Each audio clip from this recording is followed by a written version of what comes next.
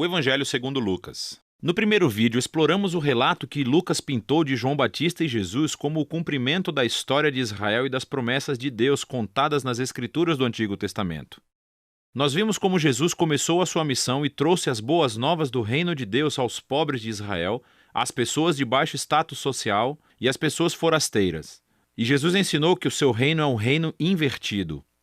É uma inversão de todos os nossos valores sociais comuns.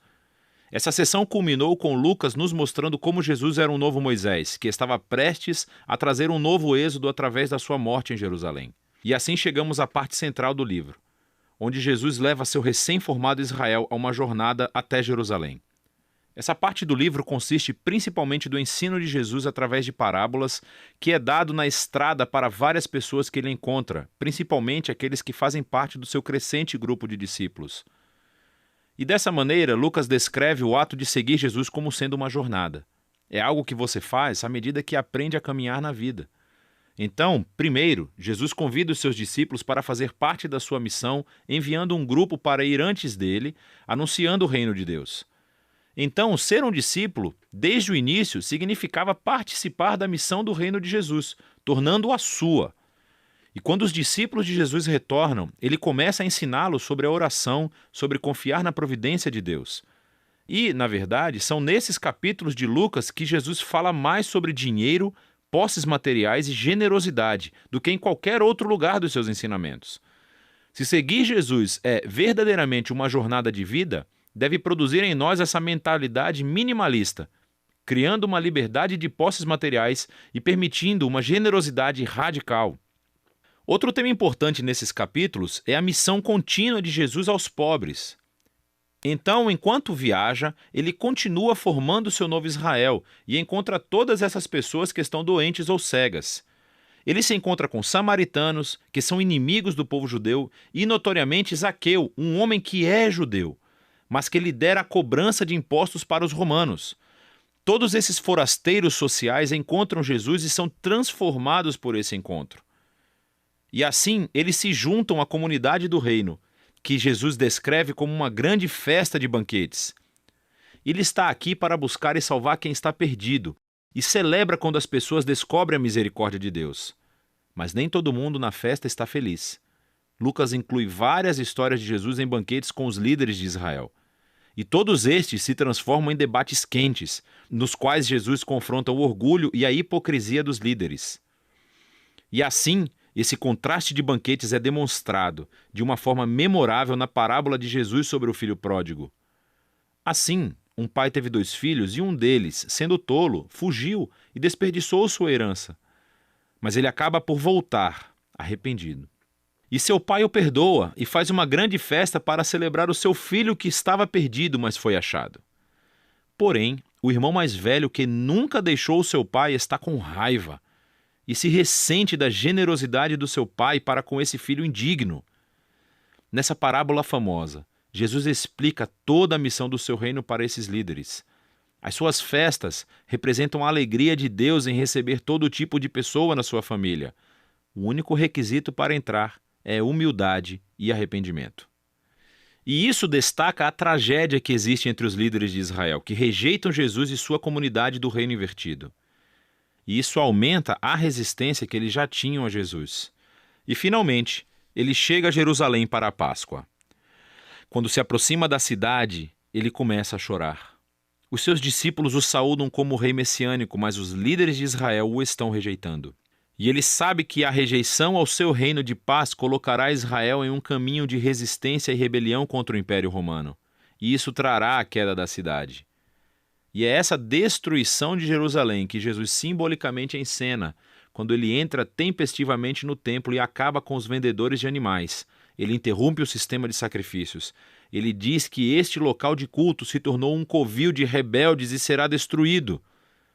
Agora, esse ato, naturalmente, gera toda uma série de debates entre Jesus e os líderes de Israel, todos levando à predição de Jesus de que os exércitos romanos um dia cercarão a cidade.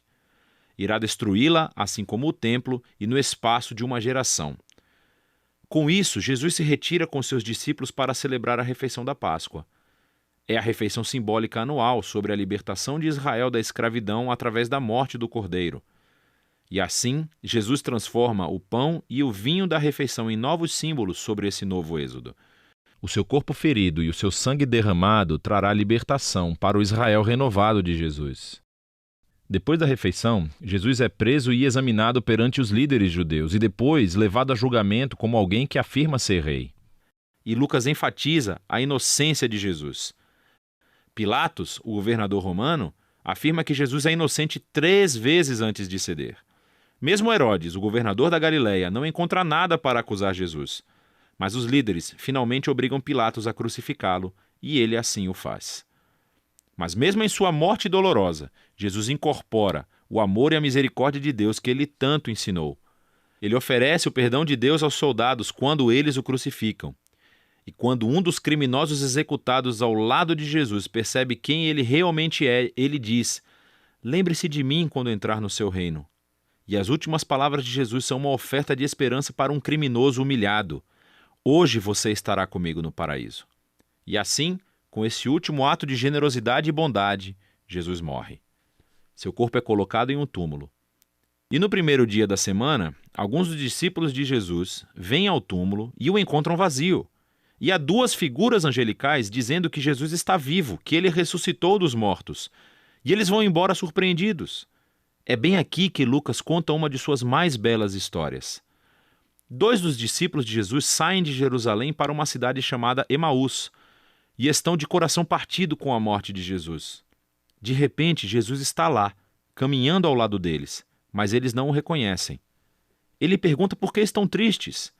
E eles falam sobre todas as suas esperanças de que Jesus teria sido o único a redimir Israel, mas que agora ele está morto.